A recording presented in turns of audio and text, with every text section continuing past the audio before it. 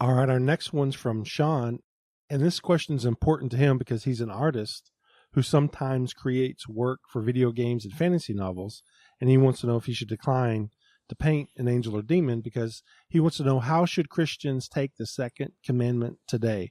Are depictions of Jesus, like the Last Supper, or images of in stained glass windows at church sinful? What about other divine beings? Yeah, I mean, you also get this question like in association with groups like Jehovah's Witnesses and whatnot. I mean, at least I've gotten it in that context because of the graven image command. The command says you shall not make for yourself a carved image or a graven image or any likeness of anything that is in the heaven above or that is in the earth beneath or that is in the water under the earth. You shall not bow down to them or serve them. And I think the last phrase, which is actually verse 5, is the key issue. The key issue here is idolatry. Because let's think about it. God himself commands the Israelites to violate this. Okay, they do make a carved image or a graven image. They do make a likeness of something that is in the heavens, okay? And what is that thing, Mike? Well, it's the cherubim. That's the most obvious answer. But they also are commanded to make the brazen serpent, the Hushtan. I mean, God tells them to do these things, which ought to tell you that the emphasis of the command isn't so much on the making of the thing, it's on the second part of it. Don't bow down to them or serve them or worship them.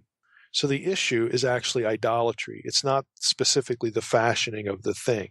I mean, you could fashion something. If you don't worship it, okay, you don't worship it. You haven't violated the command. Now, I know people who are in this artist situation.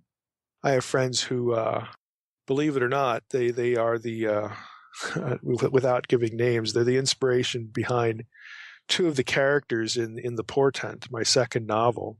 The character names are Clarice and Ward. But those two individuals whose first names are obviously different, they run a tattoo parlor, and they refer to themselves, whimsically as sheep in wolves' clothing, as opposed to the other way around.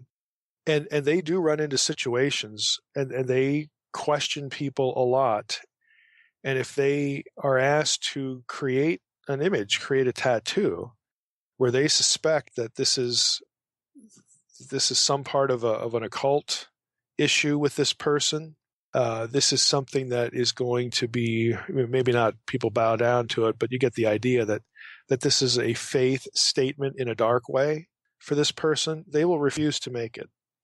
And I think that's a pretty honorable decision, on their part, because they're trying to obey the second commandment, again, with the emphasis on idolatry.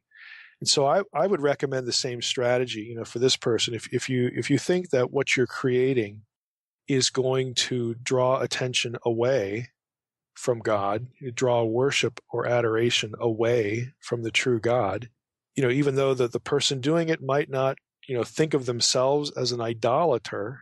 Okay, it's not really what they think of themselves. It's what it's what you, the artist, are thinking your work might be used for. And if you, as you talk to people, I think again you have to do that to discern what they're thinking. And if they make it clear again that this is this is sort of an idolatrous statement on my part. I want this so that I can do that. And what they want it for, again, is going to give worship, to some lesser being, then I think you're on good grounds to refuse it. But in principle, just the art for the art's sake, without the element of idolatry, I don't think that you're going to have a problem with the second command.